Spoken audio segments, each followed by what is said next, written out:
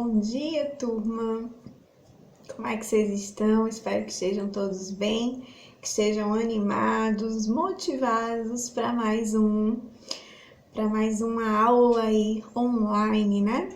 Hoje com a aula de literatura, dando continuidade aí ao romantismo, né? A nossa sexta aula.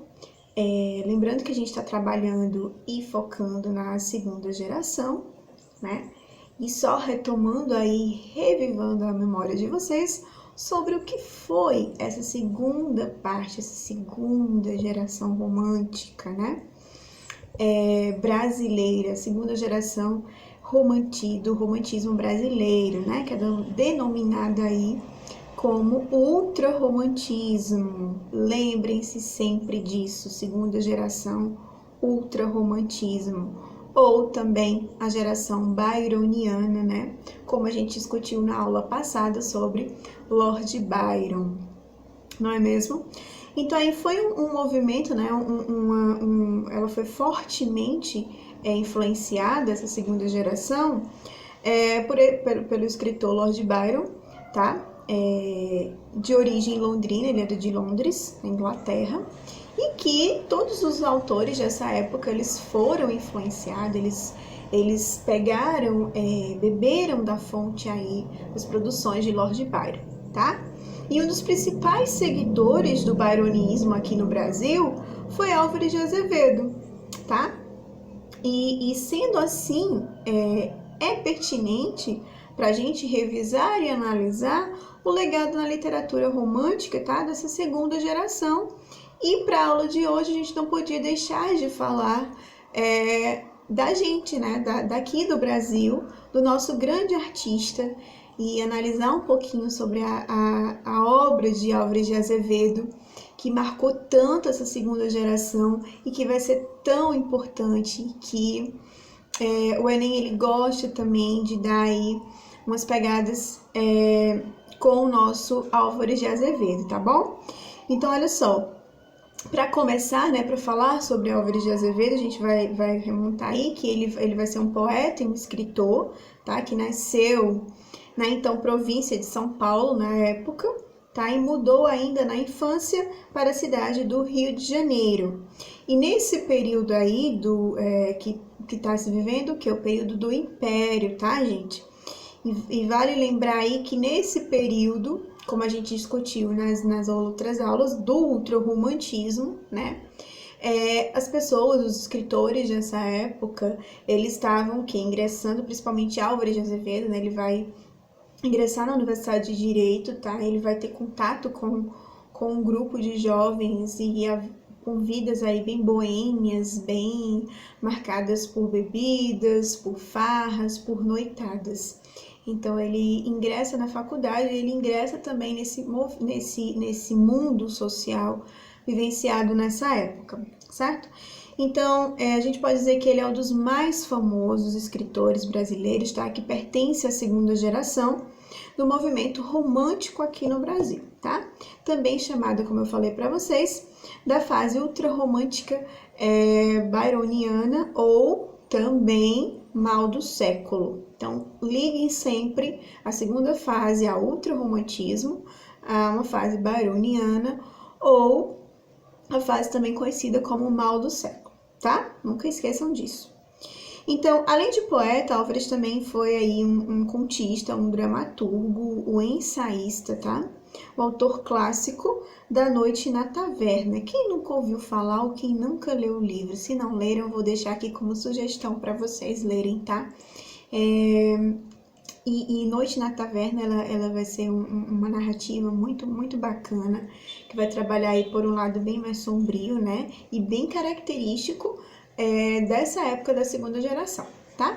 Então a gente vai para a biografia de Álvares de Azevedo e a gente vai ver que ele era filho, tá?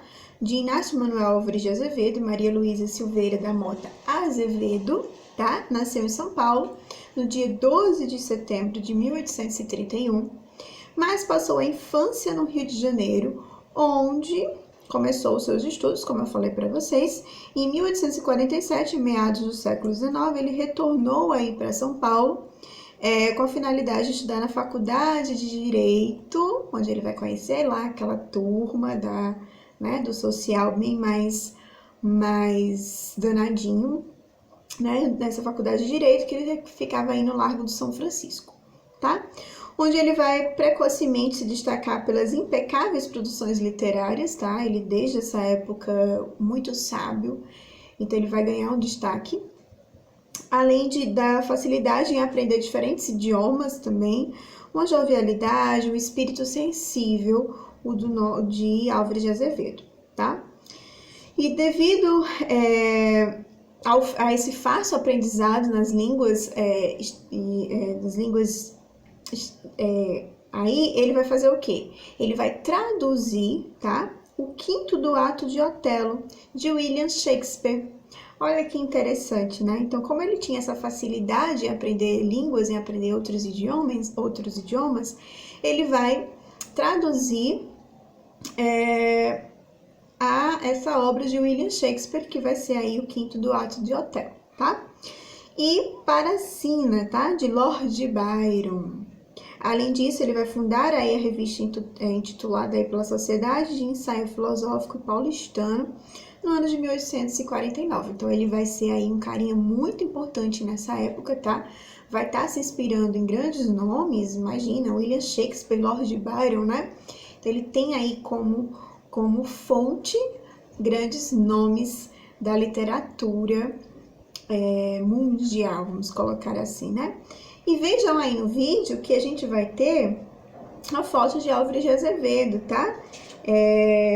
Que ele vai se destacar aí pela inclusão de temas cotidianos na poesia. A gente não vai estar mais vivendo aquele momento tão nacionalista, né? Que a partir daqui a gente já passa a ter um pensamento bem mais pessoal, mais subjetivo, mas isso também não quer dizer, tá, gente, uma ressalva muito importante, que Álvares de Azevedo não fale sobre pensamento, ele não traga nas suas poesias também algo de cunho nacionalista, porém não era tão presente, tão intenso como a subjetividade, tá certo? E essa subjetividade, ela vai beber também de questões românticas como questões familiares, como a gente já tinha discutido aqui, certo? Então, ele vai trazer questões bem cotidianas, tá? Do social, denúncias sociais aí. E apesar da aptidão dele demonstrada no ramo, Álvares de Azevedo, ele não conclui o curso, tá? Por conta que ele vai ser acometido aí por uma doença, que era uma doença muito comum na época, que era a tuberculose. Essa tuberculose, ela tem um cunho aí de surgimento entre vários artistas da época. Se a gente for ver, a maioria deles aí vão falecer acometidos por essa doença, tá? Até pela questão do modo de vida da época, gente. Se for imaginar, eram pessoas que tinham uma vida muito boêmia, né? De noitadas, de farra, de bebida, de fumo, da questão melancólica, da tristeza. Então vamos, né, passar aí a noite nos barzinhos e tudo isso, querendo ou não, traz consequências, né? E para muitos autores vão ser pegos aí por essa doença. E no caso de Álvares de Azevedo, ele não vai conseguir concluir o seu curso porque ele vai adoecer, né? E essa doença da tuberculose, ela vai se agravar na vida dele e posteriormente vai criar aí um tumor e infelizmente, né, ele vai vir mais à frente a falecer, certo? Então, o personagem aí marcante da literatura brasileira, as obras de Álvares de Azevedo, foram bastante apreciadas, tá, gente? Até as décadas iniciais do século XX. Então, para vocês verem como que ele foi importante, né? Então, vai ter aí com muita frequência publicações reeditadas, tá? De suas obras e poesias. O seu famoso drama, gênero teatral intitulado aí como o Macário, tá? Que foi encenado pelas duas últimas vezes nos anos de 1994 e 2000. Então, bem atual, né? Se a gente for parar para pensar. E a gente vai para as obras de Álvares de Azevedo, as influências e as características, tá? Olha só. Em virtude da sua morte precoce, como eu falei para vocês, Álvares de Azevedo, com apenas 20 anos, boa parte de sua obra publicada postumamente, quando eu falo postumamente, pós a sua morte, tá? Um dos escritores de maior destaque dele, aí, dos escritos dele, vai ser a Líria dos 20 anos. A única equipe que o poeta planejou a publicação. Entretanto, ele planejou, tá? Mas essa obra aí, ela só foi organizada e publicada em 1853.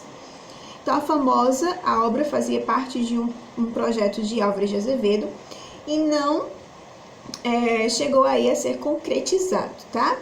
Além dele, mais dois amigos e escritores mineiros, Bernardo Guimarães e Aureliano Lessa, tinham o objetivo de lançar aí a coleção das 3 liras, tá? Mas não houve tempo para a realização do sonho dos 3 jovens escritores, né? De acordo com alguns pesquisadores, especialistas da área literários, o nome da obra fazia referência a uma garota de apenas 20 anos, de identidade desconhecida, que tocava lira, tá? E que vai envolver aí uma questão sentimentalista, né, gente? Então, pioneiro aí da reinvenção de temas do romantismo, o poeta foi o primeiro a incorporar a vida cotidiana da poesia brasileira, anteriormente voltada apenas para apelos sentimentais e um romantismo exacerbado, um romantismo exagerado, tá? Um dos mais importantes escritores é Machado de Assis, tá? Que a gente vai ver mais na frente. Machado de Assis aí, ele vai escrever para sua coluna Semana Literária, publicada regularmente no Jornal Diário do Rio de Janeiro, uma crítica, tá? Sobre uma das mais emblemáticas obras de Azevedo, de Álvares de Azevedo. Então, Machado de Assis vai fazer uma crítica sobre uma das obras dele, tá, gente? Então, se a gente pegar aí que Álvares de Azevedo, ele era realmente um grande talento, uma pessoa incrível, brilhante para sua época, né? Uma genialidade. Só lhe faltou o quê? Tempo, né? Porque ele foi, infelizmente, interrompido a sua vida precocemente, né? E aí, como ele disse, em um dos seus necrólogos, tá? Era daqueles que o berço vota a imortalidade, né? Então, aí compara-se a idade com que morreu, os trabalhos que deixou, a ver se a que seiva poderosa não existia naquela organização rara.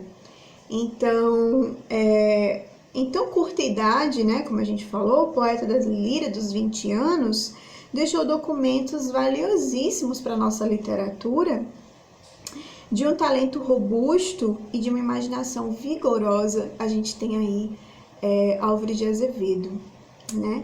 Então, avalia-se aí por aí que o que vira a ser quando tivesse desenvolvido todos os seus recursos.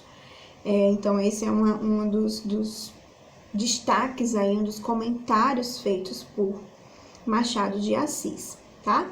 E foi publicado aí em 1866 esse comentário, né, da Líria dos 20 anos, que Machado de Assis diz que Álvares de Azevedo ele vai ser um grande nome, uma grande contribuição para nós, né? Foi feito por Machado de Assis, que considerava ele como uma grande figura, né? Um grande talento. Então, a ideia central das obras aí de Álvares, tá? Tinha inspiração no poeta inglês Lord Byron, como a gente já estudou na aula passada. Então, Lord Byron vai ser aí um dos grandes influenciadores, vai ser um dos grandes nomes que Álvares de Azevedo vai tomar como base para suas obras, tá?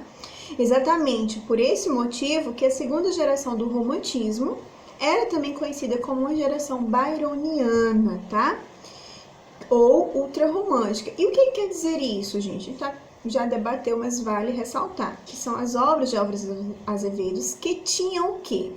Que tinham o pessimismo como base. Então, trabalhar Álvares de Azevedo é trabalhar o pessimismo, aquela visão de que nada vai dar certo, de que não vale a pena. Então, essa era uma visão muito presente nas suas obras, tá?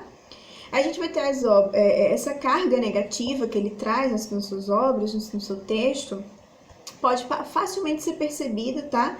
Na escolha de temas relacionados à morte, à desilusão amorosa e à frustração e angústias. Então, dentro das mortes, a gente vê aí, dentro das obras, esses temas muito recorrentes, tá? E a gente tem as principais obras de Álvares de Azevedo, que vão ser aí a Lagartixa, tá? Que é uma das obras que o Enem gosta de cobrar, tá? Adeus, meus sonhos. Ai, Jesus. Amor, anjinho, anjinhos do céu, anjinhos do mar, canção da sexta.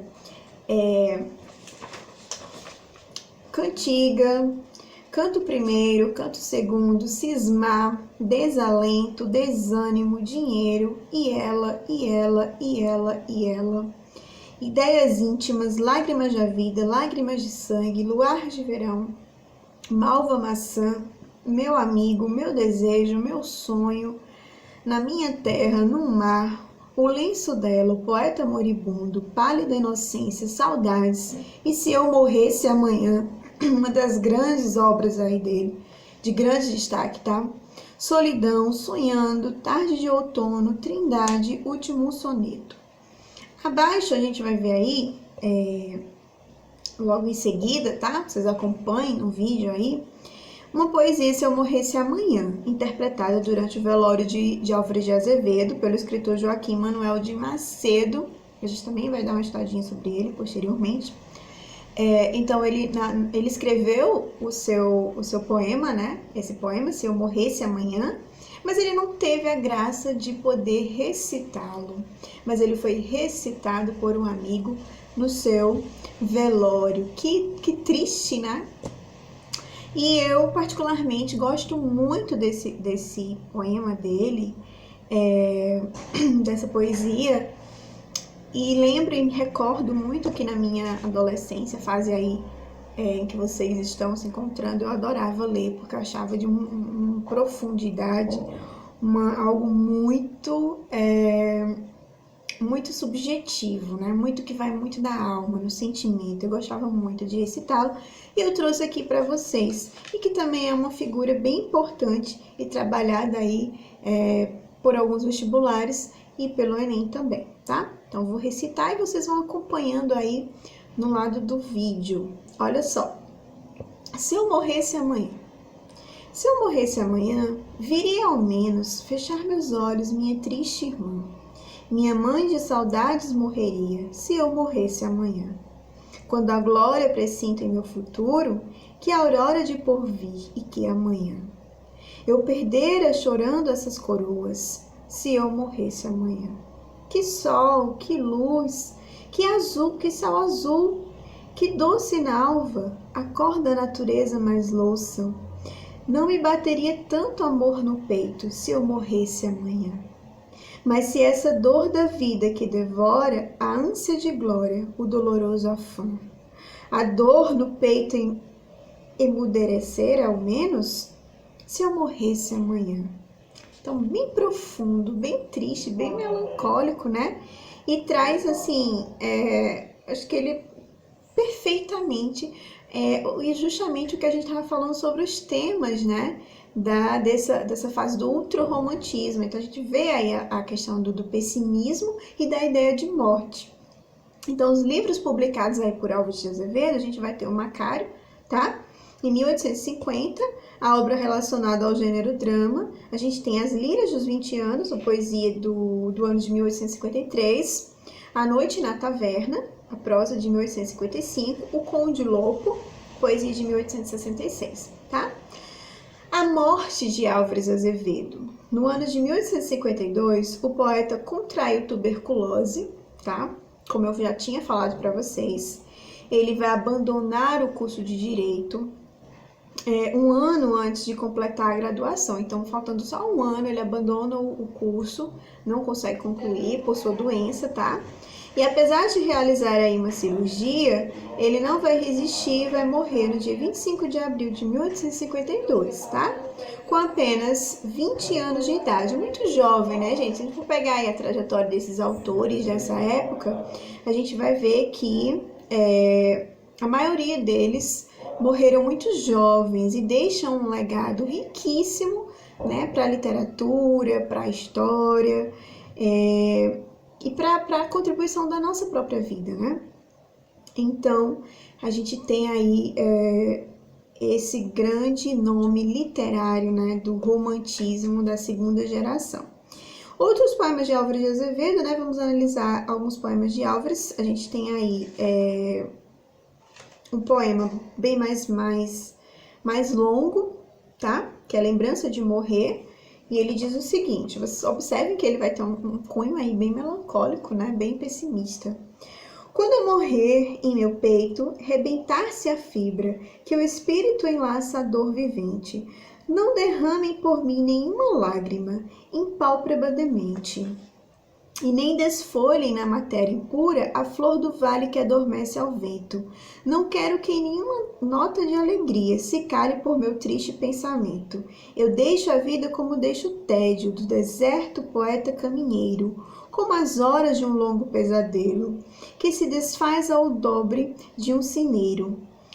Como o desterro da minha alma errante, onde o fogo insensato consumia, só levam a saudade, e desses tempos que a amorosa ilusão embelecia, só levam a saudade, e dessas sombras que eu sentia velas na noites minhas, de ti, ó mãe, pobre coitada, que por minha tristeza te definhas, de meu pai, de meus únicos amigos, pouco bem poucos, e que não zombavam, quando, em noites de febre endoidecida, minhas pálidas crenças duvidavam. Se uma lágrima de pálpebra me inunda, se um suspiro nos seios treme ainda, é pela virgem que sonhei, que nunca aos lábios me encostou a face linda. Só tu, a mocidade sonhadora, só pálido poeta destas flores. Se viveu, foi por ti e de esperança. De nada na vida goza teus amores. Beijarei a verdade santa e nua. Verei cristalizar-se o sonho amigo. Ó minha virgem que errantes sonhos, filhas do céu, eu vou amar contigo. Descanse o meu leito solitário, na floresta dos homens esquecida, à sombra de uma cruz, e que escrevam nela, foi poeta, sonhou e amou na vida. Sombra do vales, noite da montanha, que minha alma cantou e amava tanto, protegei o meu corpo abandonado, e o silêncio derramai-lhe o canto.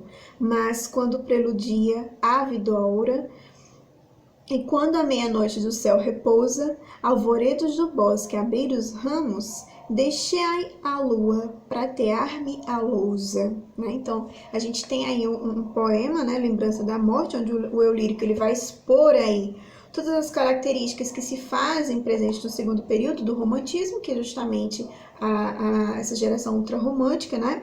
O próprio título aí já nos dá uma ideia de sentimento de melancolia e o apreço pela morte, tá? Tal como a figura, como a fuga do real, né? Ele busca muito essa questão subjetiva.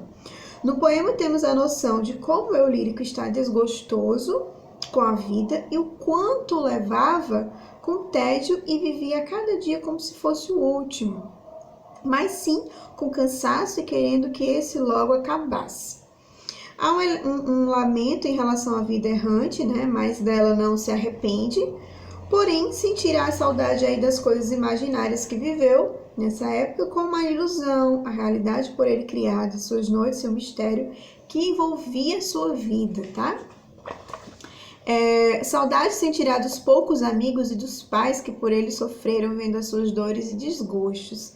Para o poeta do mal do século, importa suas impressões, seu mundo interior, seu sofrimento, porém, tudo isso dentro de si, no silêncio, a imaginação, onde só padece o corpo de quem ao redor está.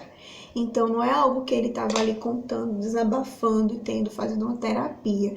Isso ele trabalhava em cima de quê? Da literatura, na escrita, seria uma libertação, né? Então, a gente tem outro poema aí, a Lagartixa, trouxe para vocês, porque é muito importante a gente trabalhar ele, porque o Enem cobra, tá? A lagartixa. Vamos lá. A lagartixa ao sol ardente vive, e fazendo verão o corpo espicha. O clarão dos teus olhos me dá vida, tu és o sol e eu sou a lagartixa. amo-te como vinho e como sono. Tu és meu corpo e amoroso leito. Mas tu, néctar de amor, jamais se esgota. Travesseiro, não há como teu peito. Posso agora viver para coroas? Não preciso do prado colhes flores, em grinaldo melhor a minha fonte, nas rosas mais gentis os teus amores, vale tudo todo em um harém a minha bela.